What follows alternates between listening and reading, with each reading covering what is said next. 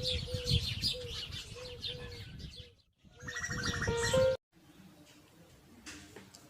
Hind friends, study fame में आपका स्वागत है।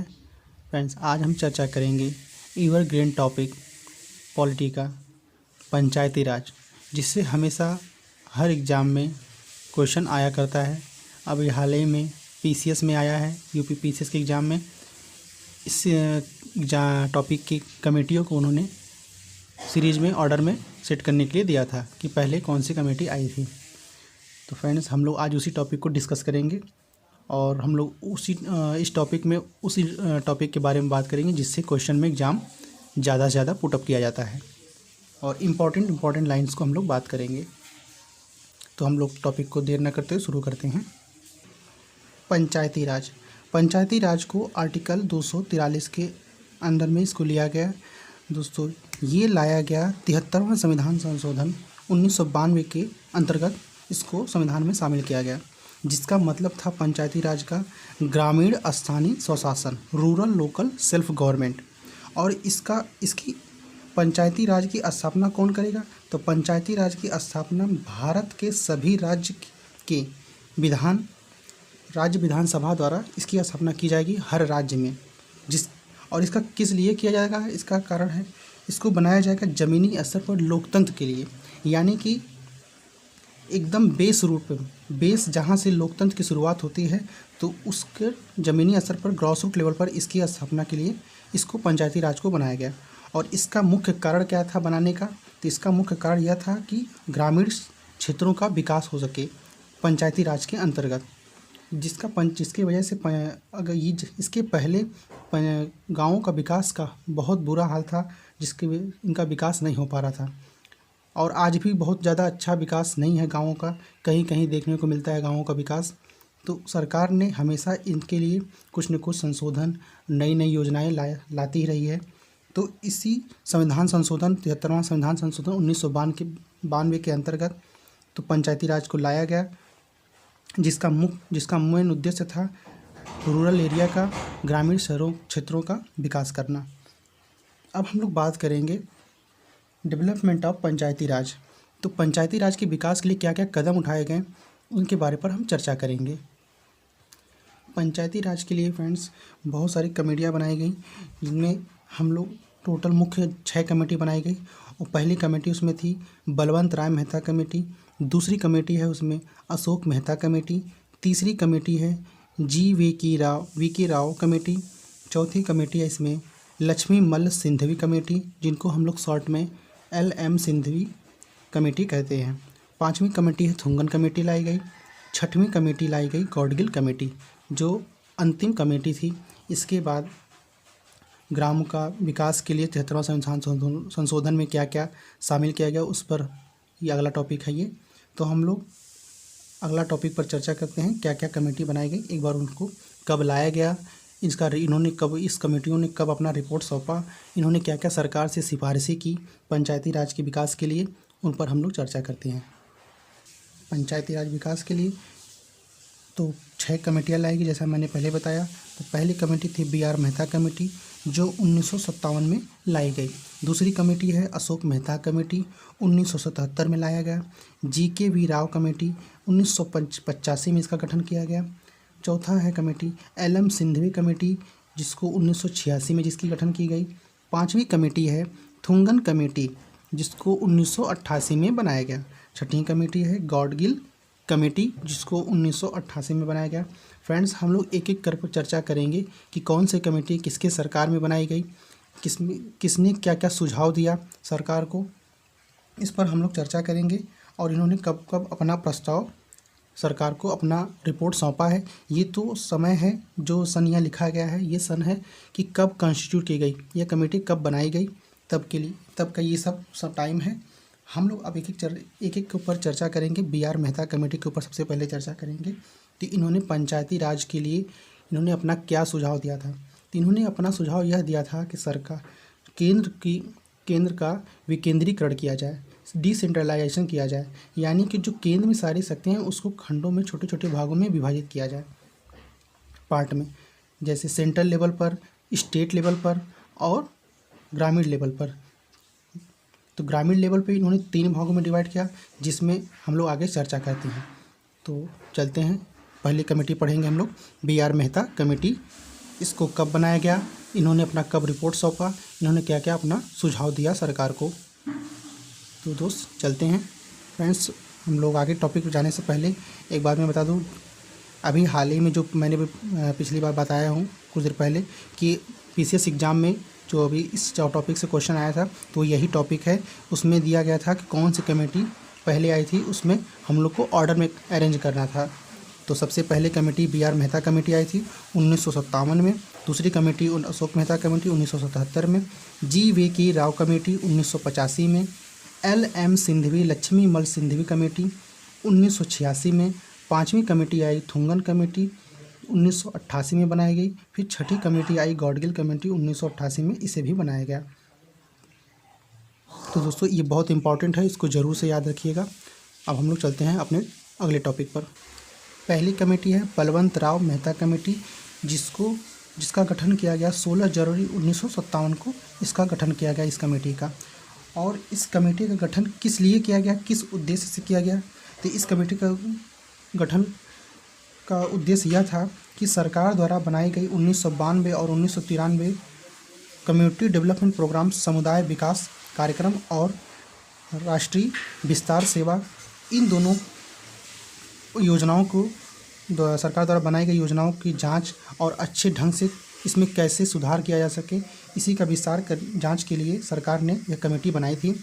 इस कमेटी ने, बी आर मेहता कमेटी ने 24 नवंबर 1957 को इन्होंने अपना रिपोर्ट सरकार को सौंपा, जिसमें इन्होंने सुझाव दिया कि केंद्र का डिसेंट्रलाइजेशन किया जाए, लोकतंत्र का डिसेंट्रलाइजेशन किया जाए। तो इसका मतलब ये होता है लोकतंत्र विकेंद्रीकरण, जिसका मैंने पहले ही बता चुका हूँ कि लोकतंत्र का विकेंद्रीकरण करना, यानी कि इसको छोटे छोटे पार्ट्स में तोड़ना। अभी तक इसके पहले क्या था कि पूरा लोकतंत्र एक ही जगह कंस्टिट्यूट था, अब क्या हो उसको छोटे सेंट्रलाइज था, अब क्या उसको छोटे छोटे भाग में अलग अलग करना, केंद्र के लिए अलग, राज्य के लिए अलग, ग्रामीण लेवल के लिए अलग। तो इसी को बाद में फ्रेंड्स पंचायती राज के नाम से जाना गया। इसी को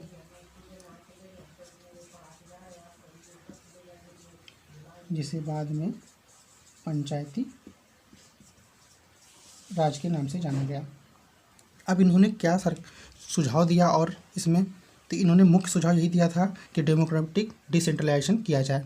और इन्होंने अगला सुझाव क्या दिया, इन्होंने ग्राम पंचायती राज को 3 भागों में डिवाइड किया, जिसमें पहला था विलेज के लिए, सेकेंड ब्लॉक के लिए, तीसरा डिस्ट्रिक्ट लेवल पर।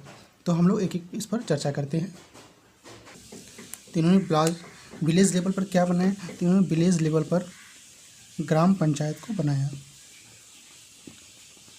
ग्राम पंचायत।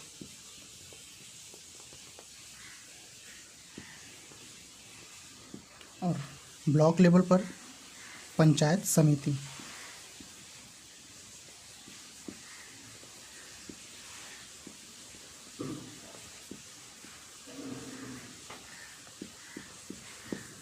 और डिस्ट्रिक्ट लेवल पर इन्होंने जिला परिषद बनाया।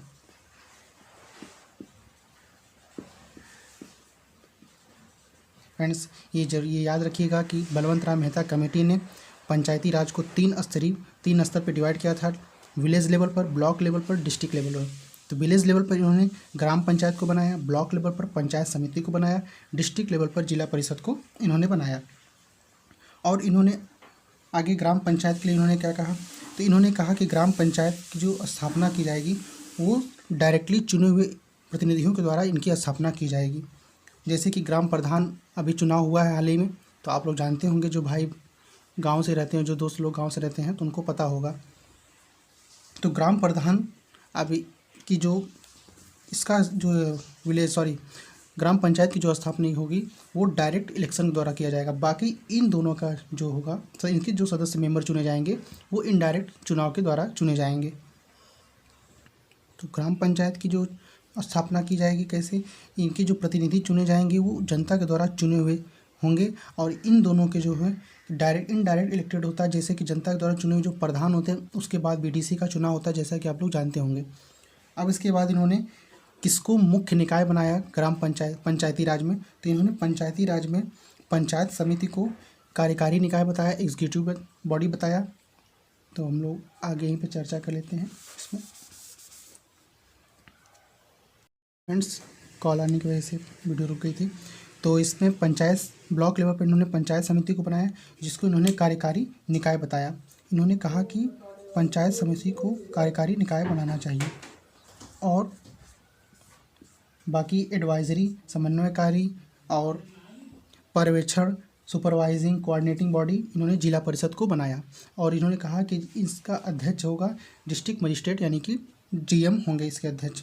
और इस रिपोर्ट को नेशनल डेवलपमेंट काउंसिल ने जनवरी 1958 में इस रिपोर्ट को एक्सेप्ट किया और इस पर काम करने के लिए ये आगे बढ़ा। तो नेशनल डेवलपमेंट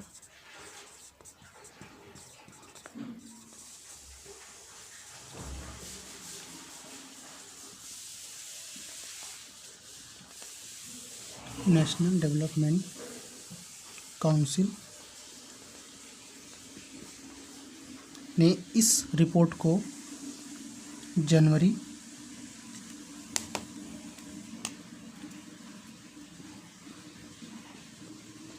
1958 में इसको एक्सेप्ट किया, यानी कि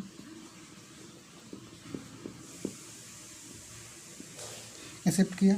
लेकिन काउंसिल ने इस पर कोई विशेष ध्यान नहीं दिया, काम करने की कोशिश बहुत अच्छे से शुरुआत इसकी नहीं की गई और इसको सभी राज्यों के ऊपर इसको अपने हाल पे छोड़ दिया गया, जिसकी वजह से यह पंचायती राज यह कमेटी फेल हो गई, सक्सेस नहीं हो पाई। और दोस्तों, हम लोग इस पर थोड़ा सा ये चर्चा करते हैं कि अगर सवाल ये आता है, कोई पूछा जाता है कि भारत में सबसे पहला वो कौन राज्य था जिसने पंचायती राज को एक्सेप्ट किया था, स्वीकार किया था, तो वो था राजस्थान राज्य का नागौर डिस्ट्रिक्ट, जिसने 2 अक्टूबर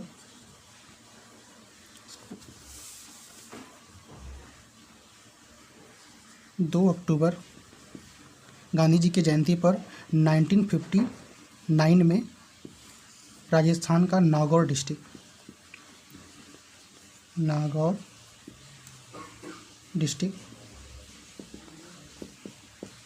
ऑफ राजस्थान, तो राजस्थान का नागौर डिस्ट्रिक्ट ने सबसे पहले पंचायती राज को इसने स्वीकारा। और दूसरा राज्य बना आंध्र प्रदेश, जिसने 1959 में इस पंचायती राज को इसने एक्सेप्ट किया। अगर दोस्तों ये सवाल आता है कि आज़ादी से पहले पंचायती राज को अपनाने वाला कौन सा राज्य था, तो वो राज्य है ब्रिटिश भारत का बिहार राज्य, जिसने लॉर्ड रिपन का पंचायती राज अपनाने वाला पहला राज्य बना था बिहार। तो दोस्तों ये बात याद रखिएगा। तो पहला राज्य आज़ादी के पहले लॉर्ड रिपन का पंचायती राज कि वो अपनाने वाला कौन सा राज्य था, वो बिहार था। और आज़ादी के बाद का पहला राज्य पंचायती राज अपनाने वाला राजस्थान राज्य था, जिस राजस्थान का नागौर जिला था। उसके बाद दूसरा राज्य बना आंध्र प्रदेश। अब हम लोग दोस्तों चलते हैं अशोक मेहता कमेटी के ऊपर चर्चा करते हैं। इस कमेटी का गठन जनता पार्टी सरकार ने किया था। दिसंबर 1977 में 1977 में किस सरकार ने किया था, तो जनता पार्टी की सरकार ने किया था। जनता पार्टी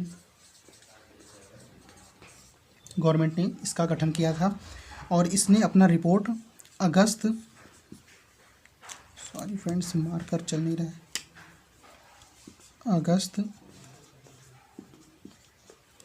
78 में इसने अपना रिपोर्ट सरकार को सौंपा। इन्होंने अशोक मेहता जी ने पंचायती राज को 2 भागों में बांटा, डिस्ट्रिक्ट लेवल पर और मंडल पंचायत लेवल पर बांटा। तो हम लोग आगे देखते हैं इसके पर। पहला इन्होंने बनाया डिस्ट्रिक्ट लेवल पर, दूसरा बनाया मंडल पंचायत। तो डिस्ट्रिक्ट लेवल पर इन्होंने इसको जिला परिषद बनाया, जिसको डिस्ट्रिक्ट काउंसिल कहा जाता है, जिला परिषद।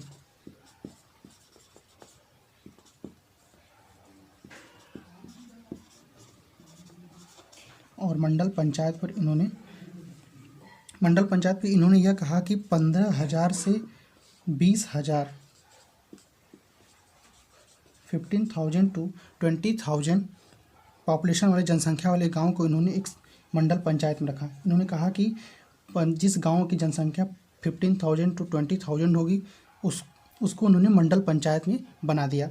और पहला इन्होंने बनाया था जिला परिषद, इसी को इन्होंने कार्यकारी एग्जीक्यूटिव बॉडी बना दिया था।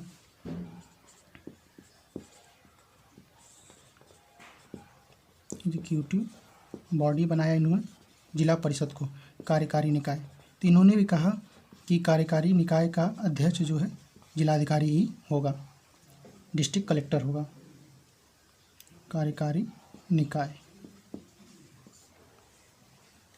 और इन्होंने अगली बात ये कहा कि न्याय पंचायत की विकास से अलग रखने को कहा कि न्याय पंचायत को हमेशा, यानी कि ये पंचायती राज है, पंचायती राज में डिस्ट्रिक्ट लेवल है, ये मंडल पंचायत है, और न्याय पंचायत, इसी में इन्होंने न्याय पंचायत की स्थापना किया। और इन्होंने कहा कि न्याय पंचायत को विकास से अलग किया जाए और पंचायती राज संस्थाओं को की मामलों की देखरेख के लिए हर राज्य में एक राज्य मंत्रिपरिषद में एक मंत्री की नियुक्ति की जाए, जिससे पंचायती राज का विकास हो सके। तो अशोक मेहता जी ने कहा कि पंचायती जुडिशियल पंचायत को पंचायती जो विकास पंचायत से अलग किया जाए। और उन्होंने कहा कि राज्य में स्टेट कैबिनेट मंत्रालय में राज्य मंत्रिपरिषद में एक मिनिस्टर की नियुक्ति की जाए, जिससे पंचायती राज का अच्छे से विकास हो सके, उसकी देखरेख कर सकें। अब हम लोग फ्रेंड चर्चा करते हैं अगले कमेटी पर, GVK राव कमेटी। तो अगली कमेटी हमारी है GVK राव कमेटी। इस कमेटी का गठन 1985 में किया गया और इस कमेटी ने अपना रिपोर्ट जो है 1986 में 1986 में इसने अपना रिपोर्ट सरकार को सौंपा। और इस कमेटी ने पंचायती राज को 4 भागों में डिवाइड किया, राज्य स्तर पर, जिला स्तर पर, मंडल स्तर पर और गांव स्तर पर। तो state level, district level, Mandal level and village level. तो हम लोग इसको देख लेते हैं। तो इन्होंने 4 स्तर पर इन्होंने डिवाइड किया पंचायती राज को, स्टेट लेवल पर, डिस्ट्रिक्ट लेवल पर, मंडल लेवल पर और विलेज लेवल पर। तो स्टेट लेवल पर इन्होंने स्टेट डेवलपमेंट काउंसिल बनाया, स्टेट डेवलपमेंट काउंसिल बनाया। और डिस्ट्रिक्ट लेवल पर इन्होंने वही से जिला परिषद, डिस्ट्रिक्ट काउंसिल,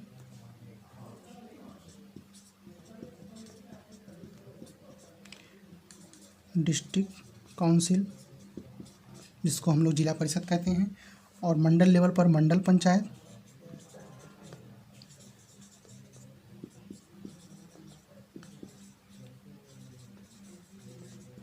और विलेज लेवल पर ग्राम सभा।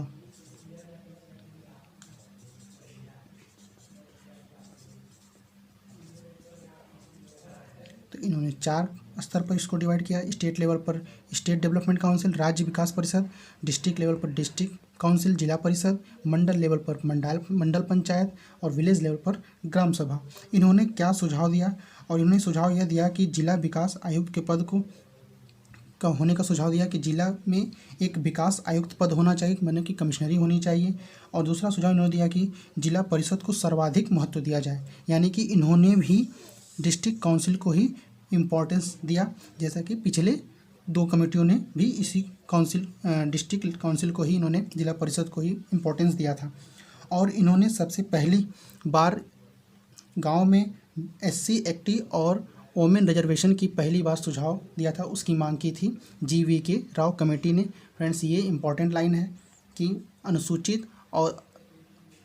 अनुसूचित जाति, SC, ST और महिला आरक्षण पर इन्होंने पहली बार मांग की या फिर सुझाव दिया सरकार को। अपने सुझाव में इन्होंने, फिर से हम रिपीट करते हैं, इन्होंने डिस्ट्रिक्ट डेवलपमेंट कमीशन पोस्ट का मांग किया। और दूसरा, इन्होंने जिला परिषद को, डिस्ट्रिक्ट काउंसिल को ही इन्होंने इम्पोर्टेंस देने को कहा सरकार को। और तीसरा सुझाव इन्होंने यह कहा कि SC, ST और वोमेन रिजर्वेशन की इन्होंने मांग की। पहली बार यह ऐसी कमेटी थी जिसने महिलाओं को आरक्षण के लिए बात की थी। अब हम लोग चलते हैं अपनी अगली कमेटी पर। अगली कमेटी है हमारी LM सिंघवी समिति या फिर LM सिंघवी कमेटी, लक्ष्मी मल कमेटी के ऊपर चर्चा करते हैं। अगली कमेटी है LM सिंघवी कमेटी, लक्ष्मी मल कमेटी। तो लक्ष्मी मल कमेटी 16 जून 1986 को बनाई गई थी। और यह कमेटी राजीव गांधी की सरकार ने, यानी कि कांग्रेस कह सकते हैं हम लोग, तो कांग्रेस की सरकार ने 16 जून 1986 को कमेटी बनाया। और इन्होंने डेमोक्रेसी, लोकतंत्र और पंचायती राज की विकास के उद्देश्य से यह कमेटी की गठन की गई। और इस कमेटी ने क्या सुझाव दिया उस पर हम लोग चर्चा करते हैं। तो इनके सुझावों में मुख्य 3 सुझाव सबसे इम्पोर्टेंट है, जो हमारे परीक्षा के पॉइंट ऑफ व्यू से इम्पोर्टेंट है। तो इन्होंने संवैधानिक पंचायती राज को संवैधानिक मान्यता का सुझाव दिया कि उन्होंने लीगलाइज वैल्यू की दिया जाए, और इन्होंने जुडिशियल पंचायत और विलेज कोर्ट की मांग की, यानी कि न्याय पंचायत और एक ग्राम न्यायालय की इन्होंने मांग किया।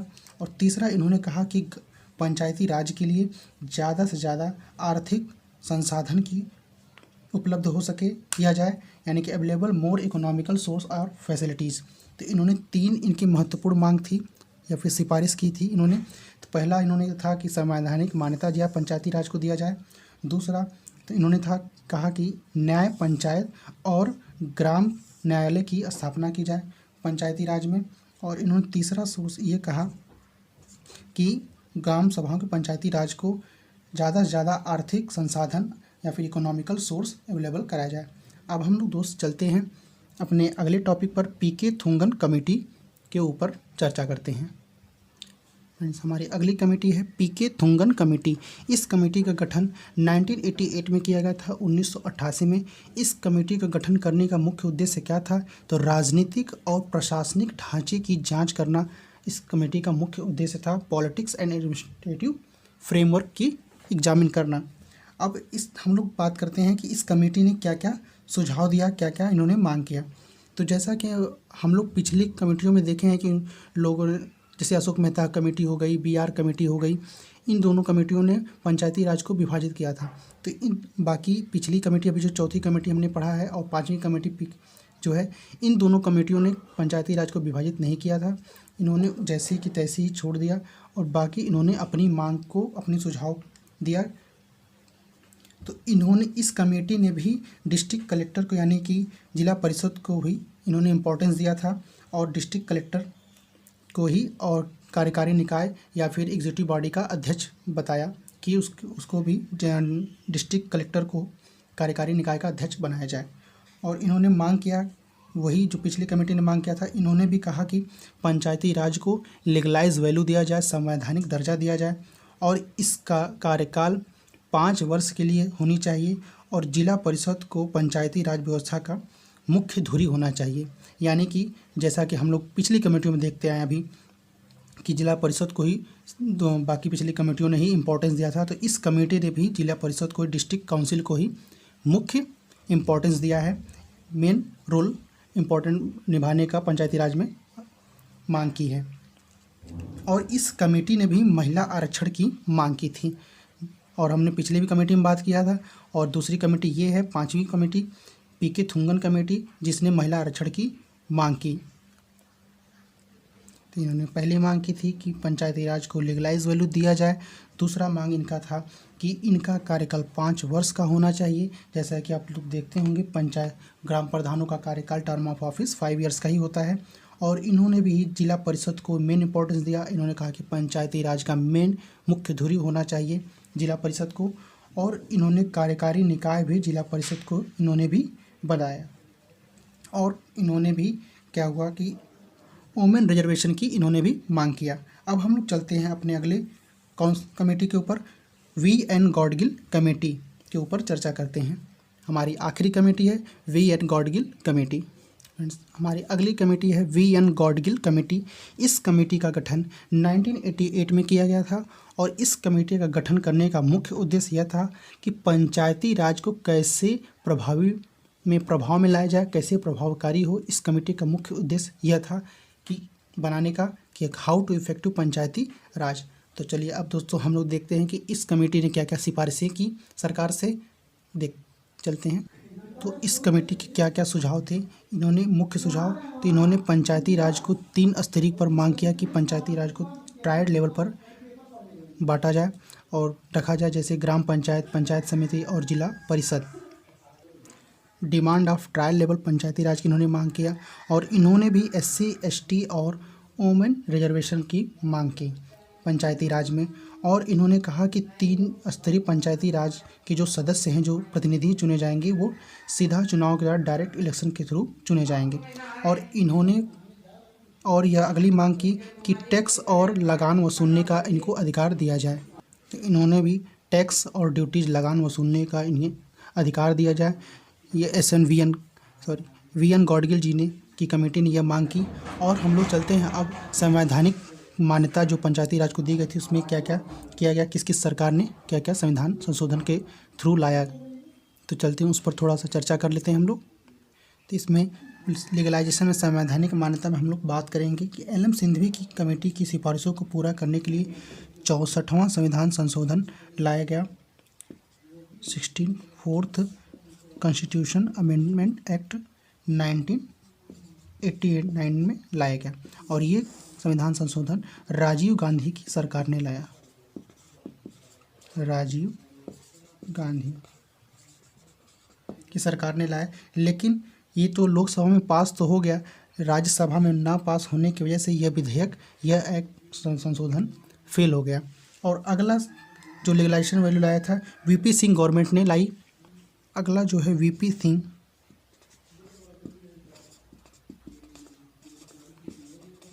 गवर्नमेंट ने लाया। तो वीपी सिंह गवर्नमेंट ने संविधान संशोधन किया नवंबर 1989 में इसे लाया, जो राष्ट्रीय मोर्चा पार्टी की सरकार थी।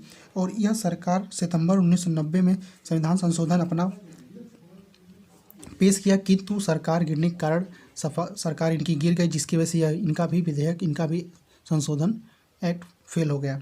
और अगली जो लीगलाइजेशन लाई नरसिम्हा राव गवर्नमेंट ने, कांग्रेस की सरकार एक बार फिर से बनी, जो जितने भी विवादास्पद टॉपिक्स थे उनको हटाकर उनमें करेक्शन करके इन्होंने नया प्रस्ताव प्रस्तुत किया।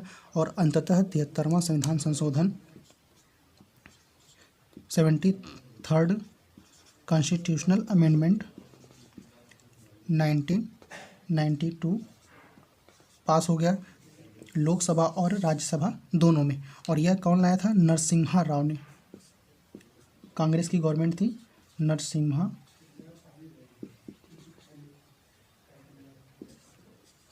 राव की गवर्नमेंट लाई, जो कांग्रेस पार्टी की थी। और यह संविधान संशोधन सफल हुआ, पास हो गया। तब इसी संविधान संशोधन के थ्रू पंचायती राज को शामिल किया गया, जो आर्टिकल 243 के अंतर्गत आता है। फ्रेंड्स, हम लोग इस टॉपिक में उसी टॉपिक से बात किए हैं जो परीक्षा की दृष्टि से बहुत इम्पोर्टेंट है। और इस महत्वपूर्ण टॉपिक से बात करें और हमारी वीडियो आपको अच्छी लगी हो तो इसको वीडियो को शेयर करें, कमेंट्स करें और हमारे चैनल को सब्सक्राइब करें। अगर वीडियो में कोई ऐसी टॉपिक पर आपको ना समझ में आई हो, कोई डाउट हो, तो हमें कमेंट बॉक्स में मैसेज करें, हम उसको देखकर उस पर रिप्लाई करेंगे, आपके डाउट को क्लियर करेंगे।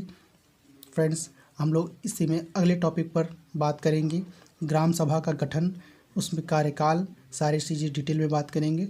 और टॉपिक को आगे बढ़ाते हैं, वीडियो को ले जाते हुए हम लोग इसी वीडियो को एंड करते हैं वीडियो का। तब तक के लिए नमस्कार, अपना ख्याल रखें और चैनल को हमारा ज़रूर सब्सक्राइब करें, बेल आइकन दबाना ना भूलें। Thank you very much.